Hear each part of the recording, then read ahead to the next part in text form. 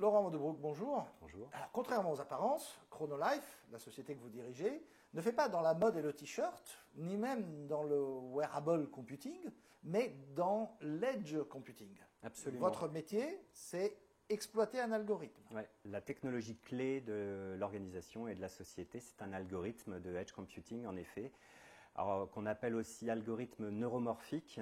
Qu'est-ce que ça veut dire? Ça veut dire que c'est un algorithme, une application, un logiciel qui va travailler comme le cerveau, c'est-à-dire qui va recevoir énormément de flux de données multiparamétriques en parallèle et être capable de les analyser très vite, facilement, sur des calculateurs ou des chipsets de faible capacité comme un smartphone ou une tablette. C'est tout l'avantage de cette technologie. Et en fait, on a développé le t-shirt multiparamétrique pour pouvoir démontrer de la performance de cet algorithme.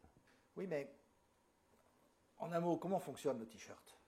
Le t-shirt, il a une dizaine de capteurs intégrés dans le textile qui génèrent en continu 6 paramètres et données physiologiques, un électrocardiogramme, un canal.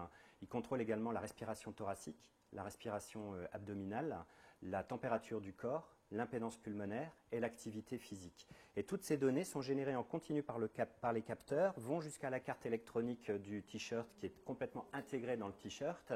Et par Bluetooth, toutes ces données sont transmises au smartphone qui ensuite soit est utilisé juste comme modem pour transférer ces données et les mettre à disposition sur des serveurs délocalisés à nos clients, ou alors utilise l'algorithme au sein du smartphone pour faire la fusion de ces données et générer des événements cliniques. Quelle est la vie au-delà du t-shirt? Votre technologie peut se décliner au moins dans tout ce qui est wearable computing, si ce n'est que l'algorithme. Absolument, et c'est tout à fait l'objectif de Chronolife. Chronolife a développé le t-shirt pour démontrer la performance de son algorithme, de sa technologie neuromorphique et de edge computing, pas du tout pour en faire une fin en soi. Même si on a mis énormément, on a investi beaucoup dans le développement et dans le confort de ce t-shirt pour obtenir de l'observance chez le patient.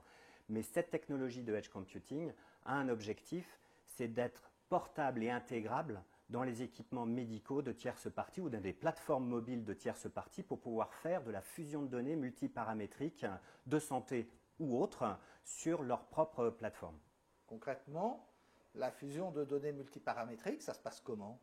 Nous, on veut se concentrer sur les métiers de la santé, donc c'est nécessairement des données médicales, des données physiologiques ou biométriques.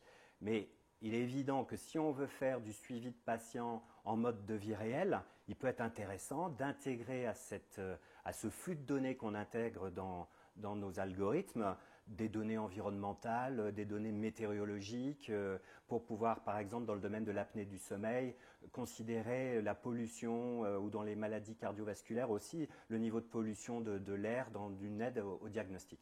Et demain, on vous retrouvera dans une smartwatch, dans une montre intelligente et connectée?